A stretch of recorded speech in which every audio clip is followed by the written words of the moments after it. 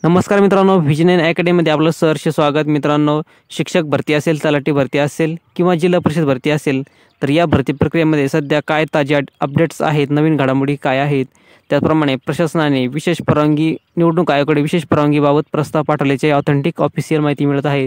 तर या काय आहे याविषयी सविस्तर आपण माहिती या व्हिडिओमध्ये पाहणार आहोत। त्यापूर्वी आपण चॅनलवर नवीन असाल तर प्लीज चॅनलला सबस्क्राईब करा, लाईक करा, शेअर करा। तर मित्रांनो, पाहूया सविस्तर।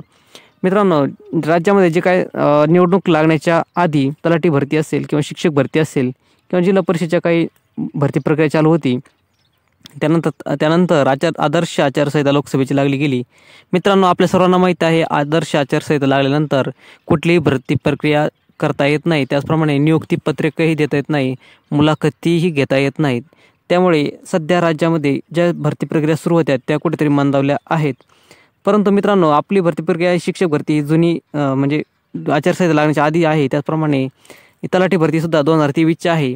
त्यामुळे या भरती प्रक्रियेला ब्रेक न लागता कुठेतरी निवडणूक आयोगाची विशेष परवानगी मिळावी याकरिता प्रशासनाने राज्य निवडणूक आयोगाकडे प्रस्ताव पाठवला होता। परंतु आता नवीन माहिती मिळत आहे की राज्य निवडणूक आयोगाने केंद्रीय निवडणूक आयोगाकडे याबाबत विशेष परवानगीबाबत अहवाल पाठवला गेला आहे। मित्रांनो, केंद्रीय निवडणूक आयोगाकडून याबाबत परवानगी मिळण्यास कुठलीही अडचण नाही, कारण आपली शिक्षक भरती ही डिसेंबर 2022ची आहे। त्यामुळे ह्या भरती प्रक्रियेला कुठल्याही थांबवण्याची किंवा स्थगित देण्याचे कुठलेही कारण नाही। आचारसंहिता जरी असली तरी यात कुठल्याही आचारसंहितेचा भंग होत नाही या शिक्षक भरतीद्वारे। तर मित्रांनो, परवानगी मिळाली तर आपले पुढील शिक्षक भरतीचा काही कन्व्हर्टेड राऊंड आहे तोही सुरू होईल। त्याचप्रमाणे 9वी ते 12वी मुलाखतीसह या पण भरती प्रक्रियेला कुठलीही अडचण आहे ती पण सुरू होऊ शकते। त्याचप्रमाणे इतर तलाठी भरती असेल, जिल्हा परिषद भरती आहे, काहींच्या ऑर्डर आहेत, ते ऑर्डर निघलेल्या आहेत, काहींच्या नियुक्तीपत्रक राहिले आहेत ते सुद्धा निघू शकतात। मित्रांनो, शिक्षक भरतीच्या जिल्हा परिषदमध्ये काही जिल्हा परिषदांनी नियुक्तीपत्रक दिले आहेत, पण बऱ्याचशा जिल्हा परिषदमध्ये नियुक्तीपत्रक वाटपचे थांबवले गेले आहेत, कारण आचारसंहिता काळामध्ये या नियुक्तीपत्रक देता येत नाही। त्यामुळे तर ही पण प्रक्रिया अजून पेंडिंग आहे। तर परवानगी मिळताच राहिलेली नियुक्तीपत्रक शिक्षकांची वाटप केली जाऊ शकतात आणि राज्यातील सर्व जिल्हा परिषदेमध्ये शिक्षकांची नियुक्ती केली जाऊ शकते, त्यांना कामावर रुजू केली जाऊ शकते। तर मित्रांनो, केंद्रीय निवडणूक आयोगाची परवानगी कधी मिळणार हा प्रश्न आहे। तर मित्रांनो, प्रत्येक राज्यातून अशा भरतीबाबत प्रस्ताव येऊ शकतात। संपूर्ण भारतातून या निवडणूक आयोगाकडे प्रत्येक राज्यातील भरतीबाबत प्रस्ताव येऊ शकतो। त्यामुळे याला थोडा उशीरही लागू शकतो, विलंब लागू शकतो।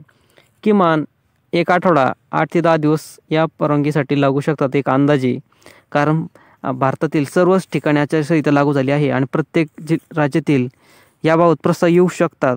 त्यामुळे सगळेच परवानगी देण्यासाठी तसं त्या प्रस्तावाबाबत अभ्यास करण्यासाठी निवडणूक आयोगाला थोडा कालावधी लागू शकतो।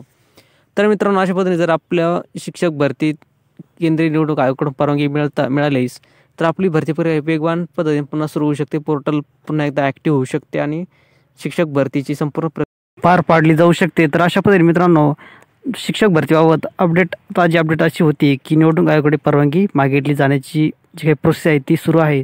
तर मित्रांनो, अशाच नवीन अपडेटसाठी प्लीज चॅनलला सबस्क्राईब करा, लाईक करा, शेअर करा। मित्रांनो, व्हिडिओ आवडले असेल तर प्लीज चॅनलला सबस्क्राईब